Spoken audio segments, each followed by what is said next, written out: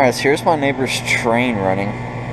So you can see it's getting dark right now, so hopefully you can see. So I figured I'd just get a start up and everything. Go ahead and do that now so I didn't have to do it later in the summer. I mean, actually I wasn't even going to do it, but I figured I'd go ahead and try. Might as well. Got it, so. Yep, 2015 XR14 510. And it's got some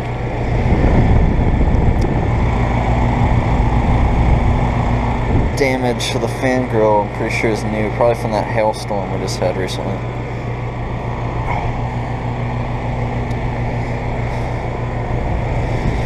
It's got an Alliance scroll compressor.